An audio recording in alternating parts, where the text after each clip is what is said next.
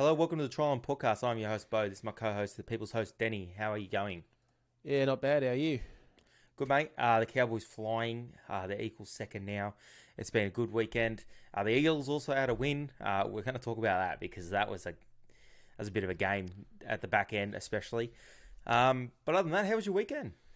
My weekend. It's good. Didn't have to work. Got to chill at home. Oh, Yeah, felt a you bit played sick. a bit of tick. I felt sick too. Yeah. There's something else going around. There is something. There's something going around, and I've identified a couple of people at work that I think might have made me sick, and heads are going to roll, potentially. Heads are going to roll. Heads are going to roll. Well, I say that, but then once I'm better, I won't care Yeah, anymore. you're like, oh, hey, mate. How you going? How you going? Yeah. Also, we're going to pick our origin sides. We're going to go through some of a weekend that was really dominated by some referees' decisions. There's some that I just cannot understand for the life of me, and I don't really like talking about referees too much, but there's just needs to be spoken about. But state of origin sides, a couple of referee decisions, then we'll recap the games, and then we'll finish up with maybe a joke if you can stir on that for a little bit. But let's start with the origin sides. Alrighty, so are we going to go New South Wales or Queensland first? Let's go position for position, both sides. Yeah, right. You can start. Losers start. Losers start. All right. Here are our 2022 Origin predicted lineups. Starting at fullback for Queensland, I've got Callum Ponga. Very nice. For New South Wales, we picked James Tedesco, and he's the captain. Yeah, So, smart. Very nice. On the wings, I've got Xavier Coats, and on the other wing, debutant Selwyn Cobbo. Now, Selwyn Cobbo has 9 tries in 11 games this year. He's a target in the air, and that'll mean they'll have 2 targets with Xavier Coats as well. And he's averaging well over 100 metres this year. I reckon he's done enough to get a jersey. Very nice. For the wingers on the New South Wales side, we've gone Brian To'o and the good old reliable Josh Adokar. Yeah, in the centres, Valentine Holmes and Dane Gagai. Dane Gagai come back this week. Valentine Holmes is just killing it in the centres at North Queensland at the moment. He is. For the centres for New South Wales, I've gone 2 debutants. We're going Katoni Staggs. He's on fire at the moment. It was a toss-up between either him or Talakai a couple of weeks ago, but since then I think Katoni's done enough to get his name in front. And the other centre is Stephen Croton. Picked him because of his combination with Cleary, Luai and To'o. And I think Luai, Croton and To'o might all be on one edge together. Yeah, I think that's a no-brainer. Croton is the obvious choice there. Campbell Graham, I reckon, unlucky to miss out. Yep. I'm going to go the halves, pick himself here for Queensland. People might be a little bit unhappy with Daly Cherry Evans, but I think he's the captain. He'll be there. And Cam Munster. Very nice. The halves for New South Wales, Jerome Luai and Nathan Cleary. Yeah, they absolutely pick himself. Yep. The front rowers, Josh Papali, and I'm going to go Pat Garrigan. Now, we've been a massive fan of Pat Garrigan here for a long time. We talk about him a lot. I can't believe he's not played Origin. He probably would have played Origin last year if he wasn't hurt. He tackles anything that moves in the middle, 97% tackle efficiency, well over 150 yards a game, and about 50 of that is post-contact. So he's just an animal, and I think he will be in the Queensland side. Yeah, he's a really good player. Sorry. The front rows for New South Wales, we've gone Payne Haas and Junior Paulo. Yeah. In the back row, Felice Kafusi and Jai Arrow for Queensland. I think Dave Fifita, they won't rush him back. He's got a knee injury, and he is due back this week. But on the back of no footy, I think it'd be pretty hard to walk into some Origin. So Felice Kafusi and Jai Arrow for mine. Very nice. Back rows for New South Wales, gone Tyson Frizzell and Liam Martin. Liam Martin's a gun. And then I got Tino Fasua Malalawi at lock.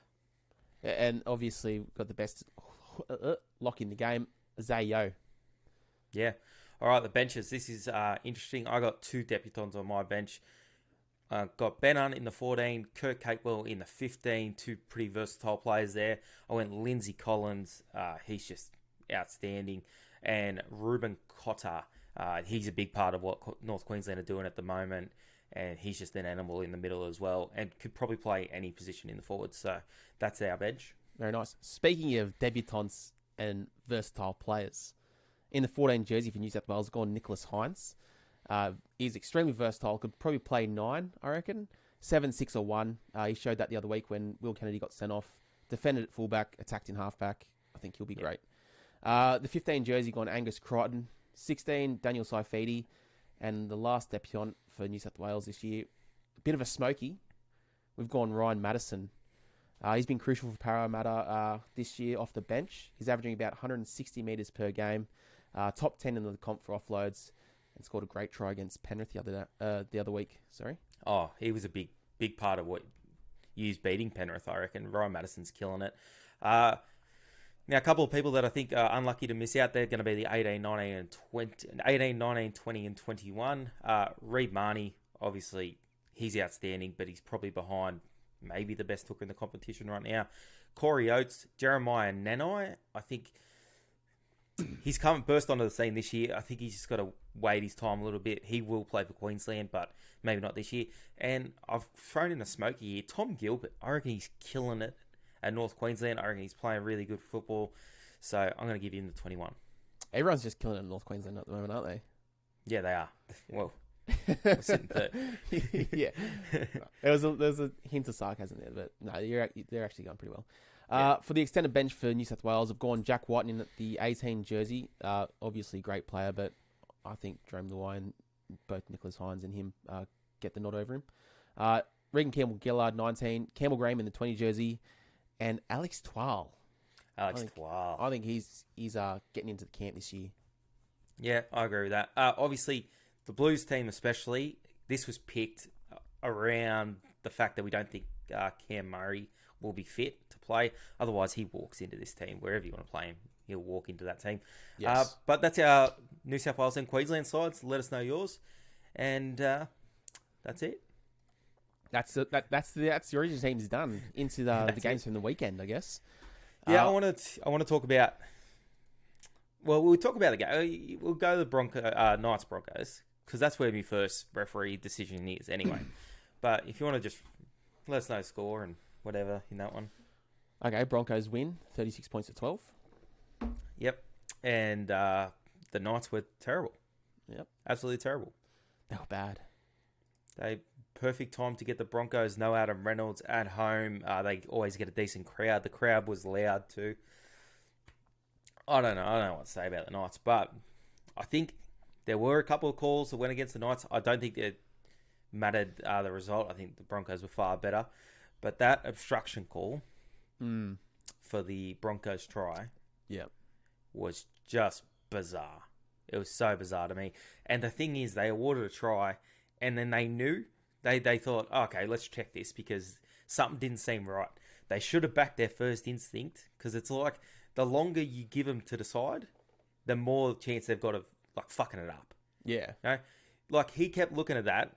I'm guaranteed the video ref, first time he looked at it, he goes, that doesn't look right. Let's check it. Then he kept looking at it and kept going, nah, he passed it slightly before he was like behind him. There's a freeze frame. And Adam Clune, the poor bloke, he can't even see anything what's going on. Yeah. And Tori doesn't know a lot about the obstruction rule and whatever. So I just showed her. I showed her the photo, right? And she goes, well, how is the guy meant to see the guy with the ball? And I said, that's the fucking point. Yeah. That's literally the point. He can't see the guy with the ball. How can he defend the guy with the ball if he can't see the guy with the ball? Yeah. The video ref's first instinct was right. It wasn't a try. It's never been a try. They don't know the rules. No one knows the rules. Boycott the game. Boycott the game. We're done. Boycott the game. We had another obstruction, and this is why I just wanted to get it out of the way so we could just talk about the games. We had another obstruction in the Rabbitohs game, which was just bizarre. Like, the guy runs a lead. He's heading through the line. Who tackled him? Who's Schneider. the half on that side? Schneider just tackles him, right? Which is the defensive decision, which is what the decoy's there to do. Yeah. He's there to trick the defense pretty much. Runs through the line. Schneider tackles him, and then he gets penalised. Isn't that a tackle without the ball? If anything, it should be a penalty the other way. Yeah. So that's a try the Rabbitohs lost. Lucky that didn't affect the result too much either. There's another call in this game. I'm going off. There's another call in this game, in the Knights-Broncos game. Tyson Frizzell chases a kick through. goes to get the ball. Martin smashes him in the in goal, right? Yep. And this is another example of the video ref not knowing what they're meant to do. So that they check it, they go, oh, because they thought maybe Tyson Frizzell was tackled without the ball. They check just to see if he was tackled without the ball, nothing else. Tyson Frizzell gets smashed in the mouth, absolutely clobbered. And then the video ref had the hide to say, oh, he was tackled fairly. Because he had the ball. But he wasn't tackled fairly, he was smashed in the head. So instead of getting a penalty, the Knights get the ball. It was called a knock-on. Ridiculous. They don't know the rules. Then we go to the Eels-Manly game, right? I'm just moving on. That one was all right. That one was good. No. All right, so the Mitchell Moses sin bin was sweet. No, that was not sweet. Well, then you can't have a problem with anything. Mitchell Moses chasing Tom Trbojevic, trips a little bit, touches him on the back. That's a sin bin? That's a sin bin. Mm. That is not a sin bin in any era. No matter what, the worst referee in the world wouldn't look at that and think that's a sin bin. That's an over-exaggeration by a mile. Then we go to the end of the game, and I don't think, as much as they got some tough calls at the end of the game, Manly still had the ball 10 metres out with 8 minutes to go. They knocked the ball on, and then everything that happened after that knock on was because of Manly. They had the ball. They could have iced the game. They could have rolled it in, got a repeat, probably would have scored. They were coming over the top of them. The forward pass that was a knock-on was ridiculous. Ridiculous. That's one of the worst calls of the year, where Para passed the ball. It's a blatant forward pass. It hits Manly, and they call it a knock-on to Manly. That's ridiculous. Then old mate shots old mate on the wing, and as much as I hated it, probably the right call. Made contact with the head. But the knock-on call is what lost Manly the game. That's the worst call of the night. Yeah. That's the worst call of the night. The sin bin didn't have a problem with that. I thought lifting, especially if the Bulldogs one was... let's go to the Bulldogs one. That was a ridiculous call as well. Ridiculous. That was an outrageous call. I don't know how anyone come to the point where that's a sin bin for... He literally lifted him up just a little bit and he hit his back on the ground. He was never in a dangerous position. Don't know how that's a sin bin in any era. Was there anything else? Was there any other ridiculous calls that I'm missing? Because if I'm going, I might as well keep going. There's got to be more. I'm over it. Not that I can think of at the moment. Well, let's get right into the games because there'll be something to come up. But every single one of them were the wrong calls. I wouldn't want to be a referee because it'd be a nightmare, right? And I think my team was robbed is probably the most overused term in rugby league. It's the most overused term ever. Yeah. In any sport. But I think... Robbed. I don't know what's going on, but they seem to be getting worse in there. They seem to be getting worse week on week on week. And it's coming. It's bringing me to the edge. And I've never been a person that wants to turn off the TV, but some of these decisions that you're watching is just like, bro, what is going on here? Like, I don't know how they're coming to some of these decisions. Yeah. So, anyway, that's me. That's your rant done? I think so. Well, just give me a heads up if you're going to start again, mate. We're going to get to the games now. Yeah, okay. All right. Yeah. All right. So our next game, we got the Tigers defeating the Bulldogs 36 points to 22. Yeah. Yeah. I was a bit worried with the Bulldogs start. I thought you would see that reaction straight away from the Bulldogs if you were going to see it because their coach was sacked. They would be high on emotion, you know what I mean? So if they were going to have a reaction for the coach, you would think it'd be at the start of the game. Yeah. It wasn't there, which makes me think maybe they were off the coach a little bit, if you know what I mean. Like, if they're not willing to tear in at the start of the game, maybe they're off Trent. Did you see the little scuffle between Naden and Dufty at the end of the game? I didn't know.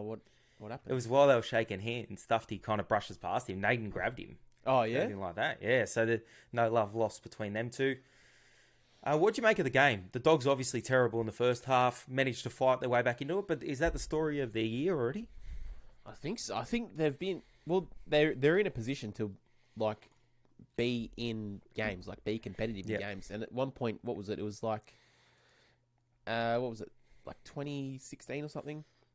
It was the game. It was game on at some Yeah, point. yeah. It was pretty close. But they just can never seem to hold on to it. But do we need to be? Oh yeah, get into it. A play from the doggies that I thought played really well was that Jacob Carraz, the winger. Yeah, he was good on debut as well. I thought it was his second game. Yeah, he was good on debut when he debuted, and then he got hurt.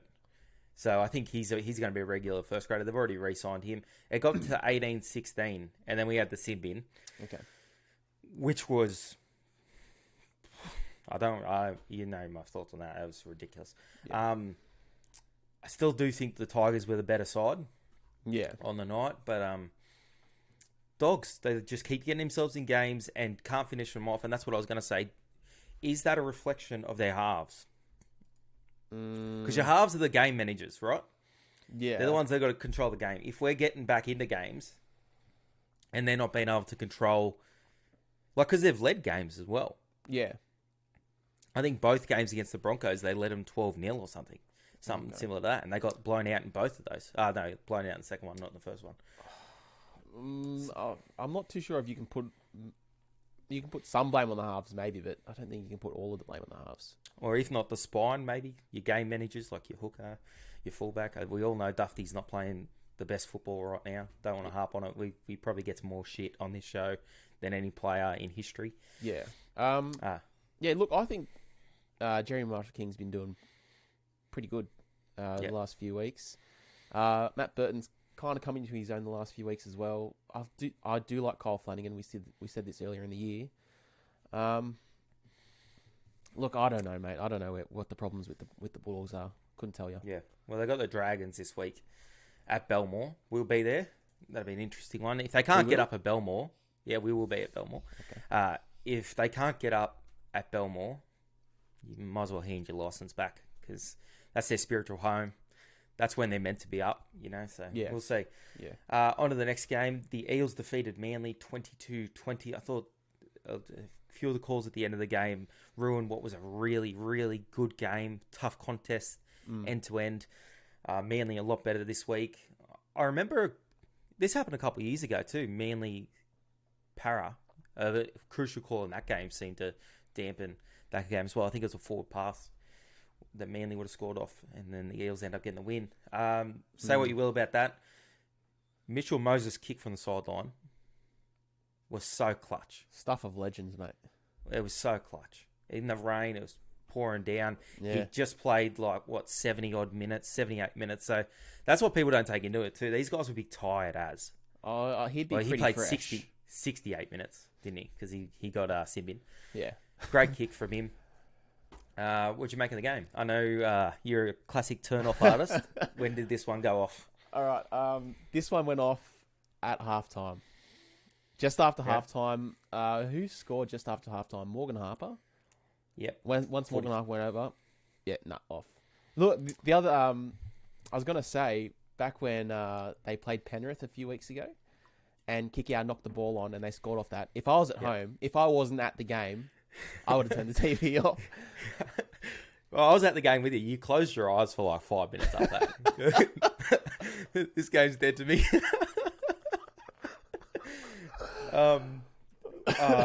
This game, it was good to see Tommy play some good footy in this game. Now he's out for the season. Yeah. That's obviously terrible for not only for Manly and New South Wales. That's terrible for rugby league fans. The game is better when Tommy is playing.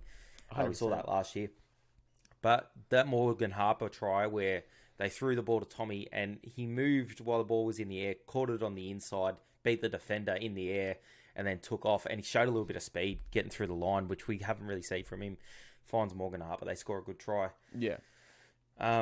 18,000 people, almost 19,000 showed out in the wet for this one. Really good clash. I thought really dampened the contest late in the game, some of those decisions. But still, both these teams showed a lot of promise. Another one slips away from Manly. Yeah. And that's the truth. Anyway, moving on. We've got the Dragons defeating the Warriors 24 points to 18. Really a kind of like a nothing game, I guess. You need to take control here. I had no interest in this game, and I did not watch it. I was at work, but I would have struggled to get through it anyway. Oh, well, straight off the kickoff, it was a knock on. Yeah, and that would have been Sean Johnson a turn off. Yeah, knocked it on right off the kickoff. Dragons scored early, and then it was a pretty close contest. Like I think Warriors were up 18 points to 6, maybe. Yep. Well, it was 14-12 at halftime, so maybe 14-6. Maybe that sounds right. 14-6, and I was thinking, well, I tipped the Warriors. I was like, yeah, this is looking good. Turned it off for about 15 minutes. What I do? Play some 2K or something, and turn it back on, and Dragons are up. That's the end of it. Poor Warriors, like they can't. I don't know what's up with them. They've lost 5 games by 8 points or less. Yeah, well, and now they're without Matt Lodge and Adam Fanua-Blake. Matt Lodge has left the club, and Adam Fanua-Blake is injured. Thoughts on that, Matty Lodge? Matty Lodge, I don't really care, to be honest. He seems like he would just be good. Like I keep waiting for him to be the player that he probably should be for his size, and he's quick off the line. He's got an offload of that, but he's been pretty disappointing everywhere he's been. Yeah, definitely. 100%. And they didn't get their money's worth out of him, the Warriors. You thought with Matt Lodge and Adam Fanua-Blake in the front row, they were going to do some damage, and they can't stay on the field for one. Either they're suspended or they're injured. Yeah. And now he's walked out on the club. He said he didn't want to go back to New Zealand. Watch this space. I think we'll see a couple more people leave the Warriors in the next 6 months. But apparently Ewan Aiken, he wants out as well. He doesn't go to New Zealand either. So yeah, and that's a huge loss. He's someone that they have got their money out of. He's been really good for them. Oh yeah, 100%. Looking ahead at the Warriors schedule, they got the Knights, Manly, Sharks, and Penrith in the next month. Do you see many wins there? I think the only winnable game there is the Knights, but even that one I think is maybe just a bit too far out of reach. Yeah, and the Knights will be desperate in that one, so 100%. We'll see. Yeah, definitely. On to the next, the Cowboys. Your boys defeat the Storm 36 points to 6. The largest defeat since, I think it was like 2018 or something like that. Or 2013, was it? Yeah. 2013, there you go. But yeah, what'd you make of it? They were just outstanding. I think that's 5 weeks in a row we've scored 30 points, I think. The Storm really were up for this game. And that makes it kind of more impressive for me. The Storm were up for it. We lost JT and Kyle Felt. Yes, the Storm were missing a couple of players, but they had plenty of opportunities in the first half. We defended really well.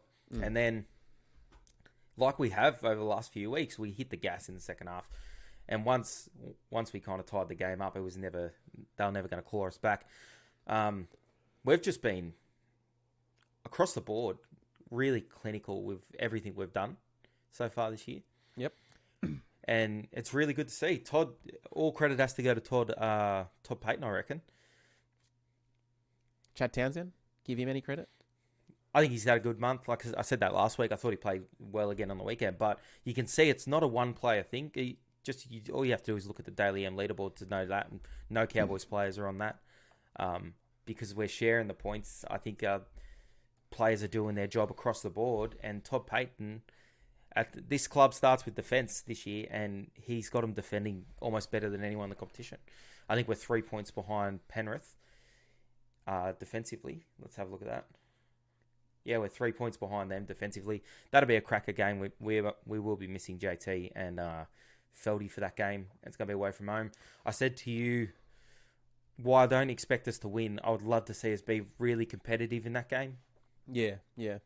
Look, you might even win. You guys are paying $4, so that's disrespectful, I reckon. Yeah, what you said the line was? Was it 10.5 or something? It was 10.5. With JT ruled out, you think that's going to drift a little bit? Maybe 12, 13.5. Yeah. If it goes above 2 tries, I'll jump on it. Yeah. If it's 12.5, get on that. Anyway, on to the next. We got the Roosters and the Panthers. Panthers winning that one 32 points to 12. Good game. Yeah? I didn't watch too much of this game, to be honest. It was a good game. The Roosters started really well too, and they made a contest out of it. I think it was 0-0 for a fair minute. About half. Yeah, and it looked like it was going to be a competitive game, but you give the Panthers too many opportunities, they're going to hurt you. And they did, and their left side was on again. Their left side was on fire. Yeah, right. What do you make of it? You didn't watch it? I didn't watch too much of it. I watched the highlights. Yep. What was it? The Jared Will Hargraves. Is that the sin bin, you reckon? Yeah. Fair? You can't talk to the referee like that. He wasn't going to be sin bin before that. The high shot, he wasn't going to be sin bin for that. He's going to be put on report. Okay. Yeah. That's He's going to be put on report. And then he just mouthed off. He said because he gets put on report every single time he referees him. That's what he was saying. Okay. Every single time. Can't say and that. To be honest, I thought it was a reportable offence. Did you not? Slap to the face. Yeah, and they play the player more than the defence anyway. Like Jared Hargraves has a terrible track record, so yeah. All right, yeah, okay. We'll give it fair. It was interesting though that Jared was obviously frustrated, but I thought it was fair enough. And you just can't talk to the referee like that. Yeah, right. On to the next. We got the Raiders defeating the Bunnies 32 points to 12. This one was a bit of an upset. And this one ruined your perfect round. Yeah, 7 of 8 this week. I'm pretty happy with 7 of 8. The Rabbitohs, my God, they are terrible. They are really bad. Like the Raiders, they've found something, and this is why there was a little bit of talk. Ricky Stewart, we want Ricky Stewart out, whatnot. He just finds a way to get this team humming. They've now won 3 in a row. 2 of the 3, I think, were upsets. Yeah, and without Jack Whiten as well. Exactly, 2 of the 3 without Jack Whiten. Jack Whiten walks back in this team, plays really good footy. Yeah. And he just finds a way to plug holes. Wolford's playing well. Adam Elliott was playing well at hooker too. They got him back in at lock this week. And I think Frawley was ruled out not long before kickoff. He actually done a fitness test on the day, and they just kept going on with that. I think Schneider's been all right anyway for him. No, he's been great for him, Schneider. He's young. He's a great kicker, great goal kicker. Yeah. They're carrying Savage on the bench, and he's coming on and doing a job for him as well. Yeah. Raiders, credit where credit's due. Everyone thought they were gone. Now they've won 3 in a row, and they looked good on the weekend. I will say, though, I don't know how they've done it. Yep. But they played the Dogs. The Dogs maybe played their worst game of the year. Then they played the Sharks. They did play their worst game of the year. And 100%. then they played South, and that's one of the worst games I've seen South play in 18 months. It was bad. It was real bad. Do we give credit to the Raiders there? Are they bringing them, are they forcing this out of teams? Or are they just getting teams on good days? I think they might just be getting teams on good days. Or maybe it could be a bit of both. You never know. I'm going to give credit. I'm going to give credit to them because it's 3 in a row. If once might be a fluke, 2 maybe, but 3 in a row, you got to give some credit to the team. They got the Eels this week, which is a what? Is a danger game. Oh yeah. Don't get me started. Don't get me started on danger games, mate. Yeah, I was going to danger game. I was just having a look at the ladder, and Raiders before this run a few weeks ago were in 15th. Yep. Now they're 15th into 9th. Into 9th, yeah. So congrats to them. And not only did they win, they beat teams they weren't meant to beat. Like 2 of the 3 are definite upsets, and I think the Bulldogs game they might have been like $1.90, $2. Like it was pretty close. Yeah, the line was a 1.5. The line was, so it would have been. I think when it's 1.5, that means it's $1.90 each. Yeah, so it's split odds. Yeah, so they're good wins for them coming into Para. That's an important game, and they don't play too bad against Para at home. I think they beat them at home last year, so be interesting. It's a danger game, massive. Anyway, on to the last game of the round, we got the Sharkies defeating the Titans 25 points to 18. It was not too bad of a game, to be honest. It was pretty close for majority of the contest, and then the Titans again story of their season. They can hang in games as well. Yeah, like last week, they were in that game with the Dragons. They end up clawing away with that one, but they could have lost that game as well. So they're not winning the closer ones consistently enough, and they're leaving points out there. Nico Hines was special in this one again. Didn't mind the look of the fullback either, Lachlan Miller. He looked awesome. He looked really good. Yeah, he looked quick. He looked quick. Yeah, in the very wet quick. too. Mm. Look quick. I thought he was only a young bloke, but I think he's mid-20s. Mid-20s. I think so. Let's have a look. No, he's later than that. He's 27. He's our age. Yeah. And he's playing in the NRL and been to the Olympics. Yeah. And I laid on the lounge and watched 2 hours of Game of Thrones today. So Yeah. who's winning? Who's winning at life? Me. Yep.